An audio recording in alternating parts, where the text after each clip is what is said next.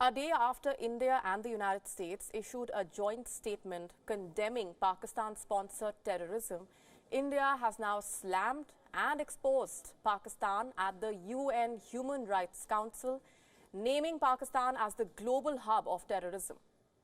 Speaking at the 43rd session of the Human Rights Council, senior diplomat and former spokesperson for the Ministry of External Affairs, Vikas revealed how Pakistan has been the world's largest exporter of terror and violence. He re-emphasized how Jammu and Kashmir was, is and will forever remain an integral part of the country. Speaking of terrorism, it is only logical to respond to the remarks made by the delegation of Pakistan, which is the epicenter of global terrorism. It is more than a little ironical that the nation that has become the world's leading exporter of terror and violence seeks to lecture others about human rights. India also urged the UNHRC for global action against terror havens and a crackdown on countries that support and sponsor terrorists operating on their soil.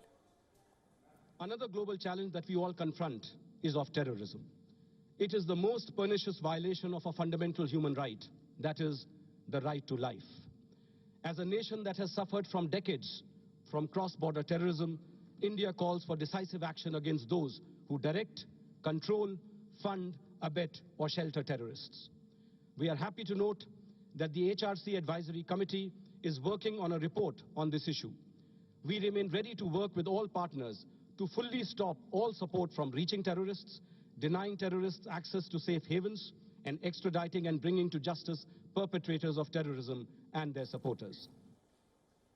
Earlier, Pakistan's Minister for Human Rights, Shireen Mazari, alleged that India continued to violate the human rights of the Kashmiri people and demanded a repeal of the steps taken by India on the 5th of August last year, to which India, in its right of reply, said that Pakistan is attempting to create a storm in a teacup and advised Pakistan to focus on the condition of the minorities in their own country instead of spewing lies. The international community has abundantly witnessed the subsequent hysterical reactions of Pakistan at various fora that only attempted to create a storm in the teacup, but unwittingly implied that democratic traditions and religious tolerance are not Pakistan's cup of tea. As the biggest victim of cross-border terrorism emanating from this pernicious cradle of terrorism, we would like to inform this council that Pakistan is a country whose former president and prime ministers, including the incumbent one, have openly acknowledged the support and interoperational linkages between the state machinery and the UN-proscribed terrorist organizations. Pakistan is a country that has considerably shrunk the size of its minority communities since independence.